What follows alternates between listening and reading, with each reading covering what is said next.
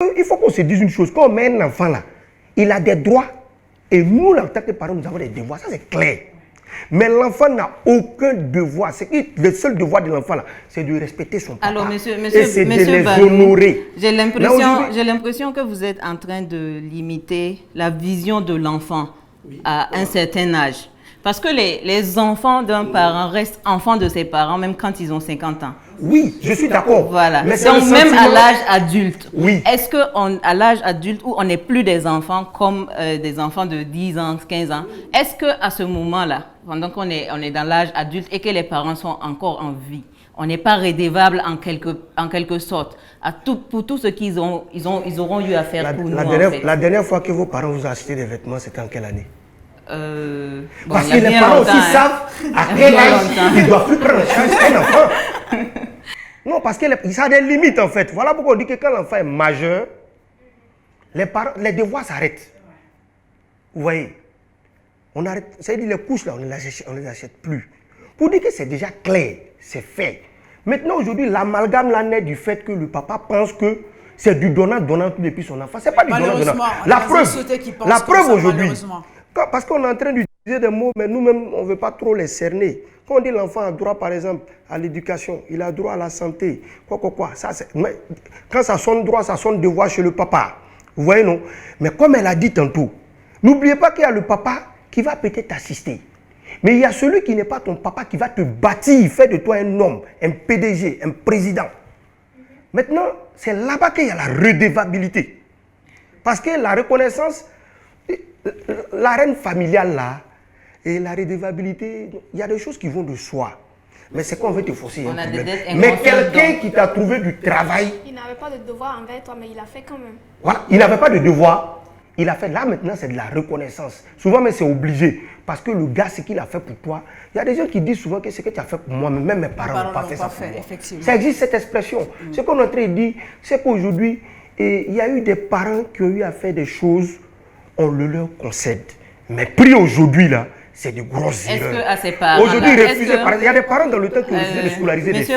C'est une erreur. Monsieur Banou, aujourd'hui ou pas? Avant que vous n'alliez plus loin, est-ce qu'à ces parents-là, justement, quand vous venez de le connaître, qu'il y a des parents qui font des sacrifices énormes pour leurs enfants, est-ce qu'à ce moment, le mot redevabilité ne devrait pas avoir tout son sens? Voilà pourquoi il dit. Il y a des parents, parce qu'il y a des parents, excusez-moi, il y a des parents qui le clament. L'enfant à l'école là, c'est un sacrifice. Non, je vous prends un exemple.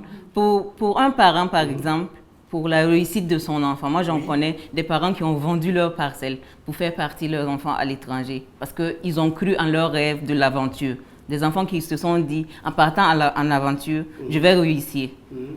Et le parent en question, il prend tout ce qu'il a, il sacrifie, il met ça à la disposition de l'enfant qui va en aventure justement. Est-ce que cet enfant-là, après sa réussite, il n'est pas redevable à son parent? Ce que tu es en train de dire là, en fait, c'est échappatoire. Non, c'est pas échappatoire. Je suis désolée. Si. Je suis désolée, c'est pas un échappatoire. Non, si. Parce que moi, par exemple, là, ce que je fais, c'est pour moi et ma femme. Ce que mon enfant doit bénéficier de moi, là, je vais faire tout. Voilà pourquoi il dit qu'on doit être l'assistance. Comment est-ce qu'ils ont assisté l'enfant jusqu'à ce que ce soit l'exil qui soit la seule route pour lui? Pas forcément l'exil. L'enfant peut très bien réussir là-bas. Non, il peut bien réussir. Oui. Mais comment est-ce qu'on a managé les choses jusqu'à ce que l'enfant... Parce qu'aujourd'hui, un enfant à partir de l'âge de 18 ans, pour qu'on dise que c'est l'âge de la majorité, un quart de siècle, c'est 25 ans, c'est l'âge de la majorité. Aujourd'hui, nous, on a opéré des choix, ce n'est pas nos papas qui nous ont mis là-dedans. Mais on peut avoir la chance d'avoir des parents qui vont tracer des chemins et puis on va prendre ça. Mais quand on arrive au blocus, où ce qui appartient à toi et puis ta femme, tu dois prendre pour sauver l'enfant. En réalité, il faut que ce soit vraiment extrême. Moi, je pense que c'est extrême. Sinon, moi, je ne manage pas tel que je suis aujourd'hui. Je ne suis pas en train de manager les choses pour que demain, la parcelle que je vais acquérir ou bien le bien que je vais acquérir là, je puisse le sacrifier pour mon enfant. L'éducation que je prévois. Non, vous n'êtes pas de ceux qui sont prêts à faire des sacrifices pour les enfants. C'est pas que je ne suis pas prêt. Je vais tout faire pour que l'enfant là soit quelqu'un qui puisse se bâtir. Oui. Mais soit, c'est toujours cet enfant-là demeure votre enfant. Non, et si dans vos prévisions, tout ne se passe pas comme il se doit, cet enfant recourt à vous pour pouvoir réussir demain. Est-ce que vous allez faire un blocage parce que vous avez des principes? Parce que vous avez des principes de non-sacrifice pour cet enfant-là, qu'il va rester comme ça? les parents sont toujours prêts pour tout pour leurs enfants. Hein. Mais ce que je dis, je suis le genre de parent qui va le faire parce que je peux le faire. Vous voyez? Donc mais vous c'est êtes, pas pour que vous êtes capable de sacrifier. Je suis capable de le faire, mais Ok. c'est pas pour qu'en retour l'enfant là me donne quelque chose. C'est parce que j'estime que ça va faire partie, ça peut le rendre heureux. Et voilà pourquoi. Voilà. Mais lui, il n'est pas obligé parce que il n'est pas obligé de se sacrifier. Peut-être que ce que lui, moi, le sacrifice que lui m'a fait faire là, lui, il ne sera pas capable de ce sacrifice demain. Mais il ne faut pas que moi, je le prenne justement en mal. C'est ça, en fait, le truc là, c'est ça. Et les parents pensent aujourd'hui qu'ils se sont sacrifiés pour leurs enfants, alors que c'est leur devoir de se sacrifier. Quitte à ce que l'enfant là, il n'a qu'à faire demi-tour, il ne faut pas faire demi-tour, ce n'est pas un problème. Parce qu'aujourd'hui, je vous fais un témoignage. Un monsieur, par exemple, qui s'est marié avec sa... Bon, il vit avec son épouse. La fille même, qui te sort même les témoignages sur sa belle-mère, vraiment, elle ne reproche rien à sa belle-mère. Elle dit même que ce qui l'a marqué le jour de son mariage, la belle-mère a enlevé le pagne qu'elle portait, et puis déposé par terre, ma fille. Il faut monter sur le pagne là. C'était la prunelle de ses yeux. Mais à la fin, elle a trouvé que la belle-mère était trop dans la relation entre elle et puis son mari. Vous voyez? Donc, là même encore, ce n'est pas une charge, mais c'est une charge émotionnelle, ce n'est pas une charge financière. Mais elle vit avec, elle étouffe la demoiselle. Mais la maman, là, en réalité, c'est parce qu'elle voit toujours. À un moment donné, il ne faut plus voir l'enfant là comme le bébé que tu as mis en monde. Mais il faut le voir comme quelqu'un que tu dois laisser s'épanouir. Vous voyez? Okay. Et de peur de tomber dans un autre débat avec les belles-mères, je vais aller avec une question pour les dames. Est-ce que vous ne pensez pas que la société nous impose des missions et des devoirs inconsciemment? Par exemple, je prends l'exemple d'un petit garçon qui aurait perdu son parent. Par exemple, un petit garçon qui perd son papa. Et on entend dans la société qui dit « tu es désormais l'homme de la maison ». Est-ce que ce n'est pas des charges, ce n'est pas des missions, ce n'est pas une manière d'être responsable à un bas âge en fait? Oui, moi je pense que Qu'est-ce que vous pensez de... Pour moi, comme je le dis toujours, la société africaine, on se ment. On aime le mensonge, on veut vivre dans les mensonges. Notre vrai problème, c'est ça. Comment est-ce qu'un enfant, je ne sais pas, oui, certes, on va dire de l'homme de la maison parce qu'il est le seul garçon de la maison, mais un mineur, il peut prendre quelle décision? Favorable à la famille. Je veux dire, il ne peut même pas décider quelle couleur de caleçon il va porter. Non, et puis on va lui dire, il est l'homme de la maison. Oui, on peut lui dire, ah, tu es le seul garçon, donc plus tard quand tu seras grand, voilà. Mais vous savez que des informations comme ça reste stocké dans l'inconscient. Mais oui, il est l'homme de la famille dans le sens où... Maintenant, lui, dans sa tête, depuis tout enfant, on lui dit, tu es l'homme de la maison, tu auras des responsabilités. Est-ce qu'en grandissant, les responsabilités ne deviennent pas un devoir pour cet enfant-là? Il ne se dit pas qu'on m'a laissé une charge depuis tout petit. Je comprends ce que vous dites, mais les responsabilités, ça dépend quoi comme responsabilité. Aujourd'hui, je sais que dans une famille africaine, pour te marier, on va avoir un homme, on ne va jamais avoir une femme. Ça peut être cette responsabilité, ça peut ne pas être une responsabilité financière. Mais malheureusement, chez nous, c'est même pas que les hommes, même les filles, il suffit que tu t'en sortes un peu, on te dit oui, tu es obligé de ci, tu es obligé de ça. Non, au fait, c'est ce que moi je trouve dommage. Okay. Moi, j'ai un membre de ma famille qui est dans le problème, même si ce n'est pas un membre de ma famille, n'importe qui dans la rue a un besoin qui vient me voir, si je peux l'aider financièrement, ça va être un grand plaisir. Parce que ma philosophie, c'est quoi? On n'amène rien, tout reste ici. Que tu sois le plus riche, tu vas partir. Que tu sois le plus pauvre, tu vas partir. Donc tant que tu peux tendre la main aux autres, pour qu'ils soient quelqu'un dans leur vie, il faut le faire. Mais n'attends pas quelque chose en retour. Mais malheureusement, on attend toujours un retour de tout. Aujourd'hui, tu es dans une famille, tu fais tes business, ça marche. Ton frère pense que oui, parce qu'il est l'aîné, toi tu dois lui donner de l'argent. Mais attends, soyons sérieux là. Hein? C'est vous qui avez parlé de redevabilité. Voilà, maintenant, tu as ton business ou bien tu payes tes fringues, ta soeur, oui, elle va te demander, ah tiens, je veux, oui. Mais quand tu n'es pas là, elle va te servir dans ton placard. Moi, je dis non. Parce que si ta soeur, tu dois. Non, on doit aider, c'est normal. Que tu sois un membre de la famille ou pas, moi, je suis pour soutenir, aider quand on peut. Mais quand ça devient une obligation, je dis non. Alors, Stéphanie, tu penses que dans une famille, chacun a son rôle à jouer ou tu penses que les rôles n'ont pas d'importance, les gens peuvent s'entraider et prendre des responsabilités quand ils veulent ou comme ils veulent? Pas que les rôles n'ont pas d'importance. Je vais la rejoindre un peu. Parce que, en fait, quand on est en famille et que tu commences à travailler, quand tu as déjà une source de revenus, C'est la société même qui nous a formaté comme ça, en fait. Donc, par exemple, tu es dans une famille, vous êtes deux, tu as un petit frère et toi, tu as commencé à travailler.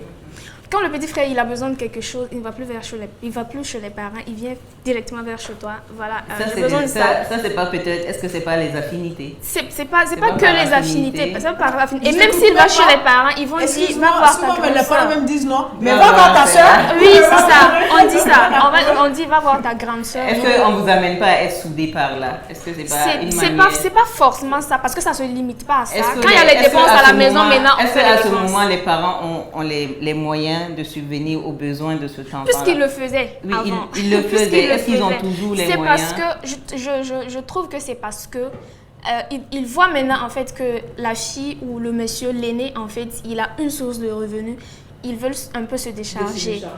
Donc même quand il y a les factures, tu vas payer, ou même quand on ne te dit pas, quand il y a une petite dispute à la maison, mais voilà, tu fous rien même à la maison. Tu fous rien, tu es là, tu fais rien. Ou quand on parle de nourriture, on dit, est-ce que tu as payé, c'est toi qui as payé le sac de riz? On commence à te faire ces reproches-là quand tu commences à avoir une source de revenus. C'est des Donc discours c'est vrai que souvent douloureux. Hein. Très douloureux. Et face à des situations comme ça, qu'est-ce que vous préconisez comme solution? Je pense que c'est le plus grand cauchemar de tous les hommes, de partir tôt sans avoir réalisé son projet avec sa femme, qui est que même si on n'est pas là, que les enfants ne souffrent pas, que madame ne souffre pas. J'aime dire comme ça que je prie Dieu pour ne pas que ma femme pleure 2 fois. Elle va pleurer parce qu'elle a perdu l'homme de sa vie, mais en plus, le gars en train de partir pour la laisser a beaucoup de problèmes. Généralement, les pleurs là, quand les femmes pleurent beaucoup, même dans les funérailles, c'est pas parce que le gars est mort, c'est pour la souffrance qu'il attend là. C'est ça, elle pleure. Et vous entendez souvent même qui va payer mes crédits. La maman me dit qui va payer mes crédits. La femme dit tu m'as donné à qui? Ça parle déjà de la prise en charge. Vous voyez, donc on prie Dieu pour ne pas être dans ces canevas. Maintenant, comme on l'a dit tantôt, il ne faut pas, on va extrapoler. On n'est pas dans les familles, les grandes familles où tout est fait pour que l'épanouissement se fasse. Il y a des gens aujourd'hui qui ont prévu des choses pour que les familles jusqu'à 4 générations même ne souffrent pas. C'est mathématique. Mais à un moment donné, là, il faut que ça passe par le processus de ce que les gens vont appeler la méchanceté et l'individualisme. Pendant que vous êtes en train de dire que le gars est méchant et refuse de regarder la famille, là, il est en train de chercher les solutions durables pour la famille. Et c'est cette interprétation qui fait qu'aujourd'hui, on est en train de faire le débat. On est assis ici, on te voit rouler ta voiture. On ne sait même pas si c'est une voiture achetée à crédit pour le service. On sait seulement que c'est le gars qui a décidé de vivre seul. Il est bien, il ne s'occupe pas de ses parents, il ne s'occupe pas de sa famille. Si tout ce temps-là va permettre aux vieux et la vieille de partir tranquillement, mais que les enfants qu'ils ont laissés là dans 10 ans, je puisse m'en occuper honorablement, je suis prêt à faire ce sacrifice. On n'est pas en train de parler. Mais à toute règle, il y a des exceptions. Quand vous dites qu'il y a des gens, quand on les voit, ils ont l'air bien, ils ont l'argent, ils sont riches. Mais il y a vraiment comme ça des gens qui ont vraiment ce qu'il faut, mais qui ne viennent pas en aide à leur famille. Il y a toujours une explication. Voilà. Il y a toujours une explication. Mais moi, par exemple, c'est ce sentiment de redevabilité qui fait qu'on pense qu'on peut juger ce gars. Si on ne doit pas le juger, il n'est pas quelqu'un, il n'est pas quelqu'un. Toi aussi, débrouille-toi. On a vu des gens, même en Afrique, hein, mais clouer leur propre frère même en sorcellerie parce qu'ils pensent que le gars... Il en a, mais il n'aide pas. Il n'aide pas quelqu'un. Voilà. Mais si toi, tu te battais aussi, là, est-ce que lui, il allait faire sorcellerie sur toi? En réalité... La pauvreté a fait qu'en réalité, on est en train de perdre, on est en train de chercher des poux sur des têtes rasées, on veut faire la tempête dans un verre d'eau. Sinon, on avait les mêmes chances. La preuve est que notre papa, c'était tous notre papa. Il nous a mis à l'école. Toi, tu as refusé de partir. Moi, j'ai accepté de partir. Pourquoi aujourd'hui, à l'arrivée, là, toi, tu m'envies? Tu m'envies pourquoi? Il ne faut même pas m'envier parce que tu ne sais même pas les souffrances que moi j'endure, les projets que je veux pour mes enfants. Il y a des enfants qui ont grandi aujourd'hui, elle est en train de parler d'un enfant qu'on n'a pas scolarisé. Mais nous, en Côte d'Ivoire, on ne connaît pas hôpital. Demande à ceux qui ont fait Côte d'Ivoire, qui disent qu'ils sont au Burkina aujourd'hui. Mais c'est tout pas au quartier, c'est la femme qui vend les médicaments comprimés dans la rue. C'est ça qu'on t'a soigné. Mais aujourd'hui, tu soignes ta famille en clinique. C'est pour dire que les visions ne sont pas les mêmes. Et tu pries Dieu, tu as des ambitions. Et je vais dire que c'est aujourd'hui, si on ne brise pas ce mur de sentiment de redevabilité, faire violence sur soi-même pour ne pas céder un terrain de nos ambitions, on brise nos ambitions. Il y a beaucoup de gens qui voient leurs ambitions partir comme ça. Tu croises quelqu'un qui était brillant à l'université, tu sais qu'il va aller jusqu'au doctorat, il va faire même des études supérieures. Maintenant, toi, tu le vois laisser ses pieds partir faire professeur de CG. Mais il a brisé. Après, demain, quand tu le croises, tu vas me dire, mon frère, en fait, toi-même qui n'a même pas, même lui, ses qualités-là, tu te retrouves à être mieux parce que toi, tu as fermé, tu as serré, tu n'as pas cédé à la supplication de la famille. La solution à ce phénomène de redevabilité, reconnaissance avec les parents. À votre avis, c'est quoi? C'est tout à fait normal de soutenir la famille, même l'autrui, même quelqu'un qui ne fait pas partie de ta famille. Moi, je dis juste qu'il ne faudrait pas qu'on pense que c'est une obligation. Parce que j'ai des moyens aujourd'hui, forcément, je dois m'occuper des insignes. Non. Mais j'aimerais souligner quand même que côté prendre soin de la famille, c'est quand même une obligation de la loi à un certain moment. Non, mais attends, c'est tout à fait normal. Je veux dire, quand tu as les parents qui sont vieux, ça c'est même non-assistance en personne en danger. Voilà. Tu vois? Mais quand on vient d'écouter ce que M. Banou a dit, il ne faut pas envier, etc. On n'a pas les mêmes chances dans la vie, en fait. Il faut que les gens puissent le comprendre. Et quand l'autre est dans le besoin, pouvoir le secourir aussi, c'est important, en fait. C'est ce que je dis. C'est normal de soutenir, mais il ne faudrait pas que ça devienne une obligation. Il y a combien de personnes qui ont donné de l'argent à un frère, à une soeur, à un cousin pour un projet qui n'a jamais été fait? Combien de fois ils ont donné de l'argent? Ça n'a jamais été fait. Ils vont prendre l'argent, aller faire la vie, je vais vivre, et après ils reviennent. C'est que toi-même tu ne fais pas. Voilà, à un moment donné, quand... Mais à ce moment, il faut peut-être donner autre chose. Mais non. Le problème c'est que moi j'ai toujours dit, pour aider quelqu'un, je le dis toujours, quand on me dit, bon, Anna, j'ai besoin de telle somme, c'est pourquoi? Tu as un projet, écris-le. Dis-moi comment je peux t'aider à te développer. Je me dis, bon, peut-être si lui s'en sort demain que moi je suis un peu dans la merde, il pourra me soutenir. Voilà. Maintenant, lui, il va prendre cet argent, il va refaire la belle vie. Non, j'ai ma soeur qui est là. Non, je donne un exemple simple. On avait un cousin qui était en France. Notre cousin qui est resté au Mali, tous les jours, il va appeler. J'ai besoin de tel problème. Le gars, il envoie l'argent. Au final, c'est ce qu'il a fait. Il a payé les billets d'avion du petit, il l'a mené en France. Il n'a pas fait 6 mois, il est revenu. Il a compris jusqu'à quel point le mec galérait pour avoir de l'argent. Comme je vais faire vite, comme je dis, c'est normal de soutenir, que ce soit un membre de ta famille ou pas, mais je ne veux pas que les gens se disent que c'est une obligation. Parce que tu es ma soeur, tu as de l'argent, tu dois me soutenir. Non, je peux te soutenir à te construire, mais si tu ne veux pas te construire, moi je laisse parce que j'ai ma famille aussi à soutenir. Voilà. Stéphanie, vous êtes du même avis que Anna, c'est pas une obligation de soutenir la famille? Moi, je dis, c'est pas une obligation si le parent ne t'a pas soutenu. Mais si tes parents t'ont soutenu, je ne sais pas, mais à mon niveau, une obligation forcément. Je n'arrive pas, je n'arrive pas. Tu peux me permettre une question à Stéphanie? Oui, bien sûr. Par exemple, un parent qui t'aide, d'accord, tu penses que parce que le parent t'a aidé, tu es obligé de l'aider. Mais quand tu n'as pas les moyens de le soutenir, tu fais comment? Et que ses parents aussi n'ont pas les moyens, tu fais comment? Tu vas voler? Voilà. Donc, c'est pour une façon de dire, parce qu'il faut qu'on se comprenne, c'est normal d'aider, mais il faut se mettre des limites. Quand on ne peut pas, en fait, c'est tout ça qui nous met en retard. Souvent, parce qu'on s'est dit, non, c'est mon père. À l'impossible, nul n'est tenu. Voilà, mais souvent, le problème est que quand on dit oui, quand on peut, justement, quand elle parle, c'est comme si même quand on ne peut pas. Non, elle dit, oui, c'est ça que certains d'autres vont comprendre. Non, moi, je comprends ce qu'elle me dit. Quand tes parents t'ont soutenu, oui, tu as l'obligation, et que tu en as, toi, tu finis par réussir. Et si tu n'en as pas? Tu as l'obligation. Oui, et si tu n'en as pas? Non, du moment qu'on parle de l'obligation, on ne parle plus de si tu en as, si tu n'en as pas. Attention. Justement, c'est le gros problème de la société. Tu en es. Voilà, c'est le gros problème. Est-ce que la loi te donne l'argent? D'accord, donc d'accord. Donc quand on dit que le papa, il a un devoir de... Par exemple, le papa, il est obligé, les parents sont obligés de mettre l'enfant à l'école. S'il n'en a pas. Mais là, on peut comprendre qu'il n'a pas les moyens de le faire. Donc, on se débrouille autrement pour le faire. D'accord. Là, maintenant, l'enfant même ne peut pas t'en vouloir. Mesdames, écoutez, on va partir pour... En fait, c'est un peu complexe, en fait. Oui. Parce que si on a un débat, je pense qu'on ne va pas finir. On va juste dire, oui, c'est normal de soutenir. Okay, je voulais juste que ça ne soit pas une obligation. Je vous remercie pour vos avis. On va partir pour recueillir les avis de nos internautes qui ont réagi aussi sur Facebook et sur notre numéro WhatsApp.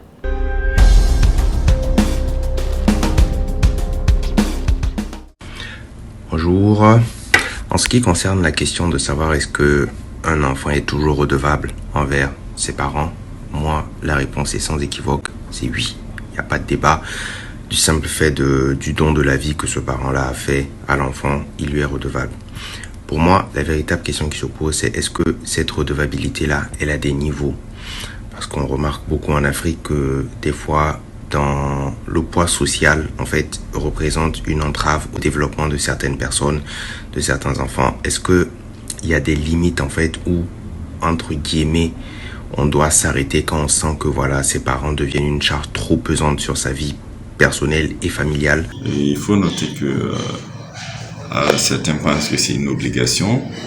Moi, à mon niveau, je pense que ce n'est pas une obligation. En fait, c'est un prêt. Voilà. Chaque enfant est redevable envers ses parents, tout en espérant que à son tour, voilà, à leur tour, quand ils seront âgés, que les enfants aussi prennent soin d'eux. Voilà. Donc c'est en quelque sorte un investissement, c'est un prêt. On part, on confie notre argent, voilà, on confie nos bienfaits, voilà, en espérant qu'en retour aussi nos enfants puissent prendre bien soin de nous. Voilà. C'est normal qu'on soit redevable avec les parents. Bon, je trouve que le mot redevable est un peu trop lourd. Disons que, je sais pas comment dire ça, c'est une gratitude envers eux. C'est la norme, bon, c'est normal, tu vois. Parce que depuis qu'on est tout petit, quand on a l'âge un peu, la conscience, on veut faire plaisir aux parents, on veut les rendre heureux et tout ça. Donc bon, c'est une manière de leur dire, bon, pour les rendre heureux, pour leur dire merci pour tout ce qu'ils ont eu à faire, parce qu'ils se sont sacrifiés pour nous. Parce que mis à part ça, même quand tu as un ami ou une personne qui t'aide, tu as toujours besoin de montrer ta gratitude envers cette personne. Donc, les parents, c'est pareil. Donc, mais les parents, c'est encore un autre level, c'est un autre, c'est une autre étape. Parce que les parents, eux, c'est les premières personnes qui t'ont soutenu dans ta vie d'abord. Donc, il n'y a pas quelqu'un d'autre qui t'a soutenu. C'est ce sont les premières personnes qui t'ont soutenu. Parce qu'ils t'ont mis au monde, t'ont donné la vie. La deuxième chose, c'est qu'ils te sont sacrifiés et tu as eu à ne manquer de rien, c'est-à-dire manger et tout ça pour devenir ce que tu es. Donc, si tu peux, d'une manière ou d'une autre, les rendre heureux, c'est normal. C'est tout à fait normal de le faire. À part ça, bon, c'est pas une façon redevable comme si c'est un devoir, parce que les parents, c'est pas comme s'ils viennent te dire, ok, tu me dois ça, tu me dois ci. Non, ils vont pas te le demander, mais bon, toi, tu sais que ta conscience personnelle, tu sais que tu dois le faire. Et c'est tout à fait normal. Pour moi, la redevabilité va au-delà même d'une obligation. Ça doit être naturel. La Bible nous dit dans les 10 commandements de Moïse, tu honoreras ton père et ta mère. Aussi, la tradition africaine nous enseigne qu'un enfant qui a la bénédiction de ses parents ne connaîtra jamais la honte. Voilà. Mais il ne faut pas que cette redevabilité soit un goulot d'éternellement pour l'avenir ou l'épanouissement de la progéniture. Car beaucoup sont ces enfants qui croulent sous le poids des charges familiales. Voilà, la redevabilité n'est pas que l'aspect financier, mais le respect, la considération, le soutien social sont très importants.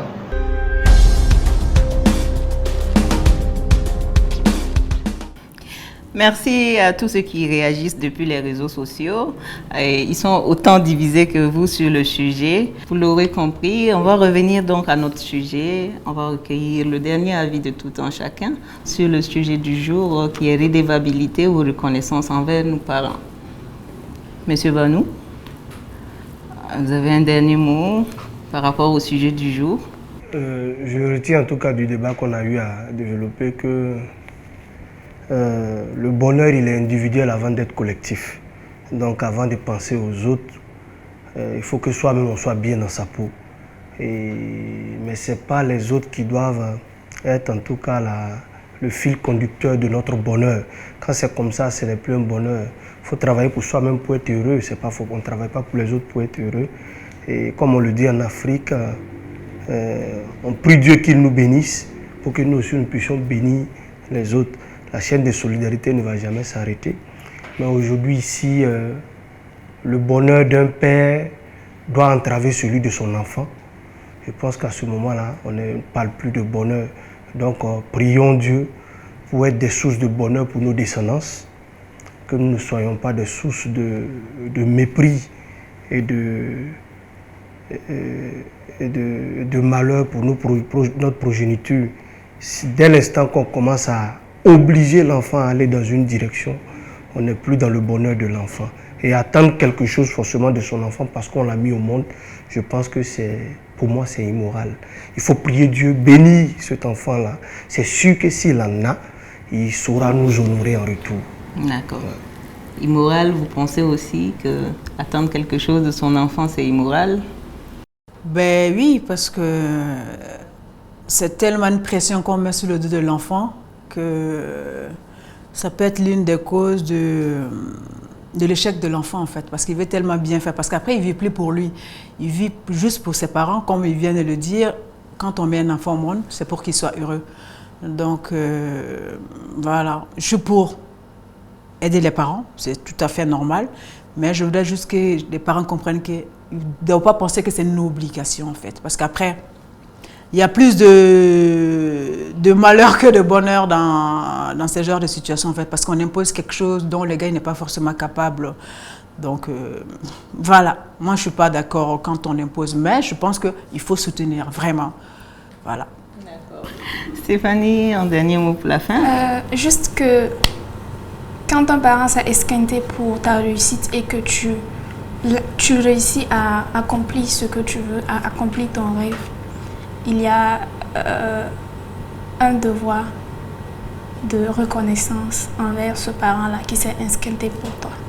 C'est quelque chose que la société africaine nous a appris, c'est quelque chose qu'on a au fil du temps acquis en termes de moralité. Peut-être qu'elle n'est pas forcément bien à tous les niveaux, mais je pense que quand on a réussi, c'est quand même un honneur et c'est avec plaisir qu'on le fera. Très bien. Merci à tous donc pour vos différents avis. On était très très partagés là-dessus. En tout cas, c'était un plaisir de vous avoir reçu, Monsieur Banou, sur ce plateau. Merci d'être passé pour nous voir. Stéphanie, merci. Anna, merci. Voilà, c'est tout pour ce sujet du jour. Nous vous disons au revoir et portez-vous bien depuis chez vous. À la prochaine.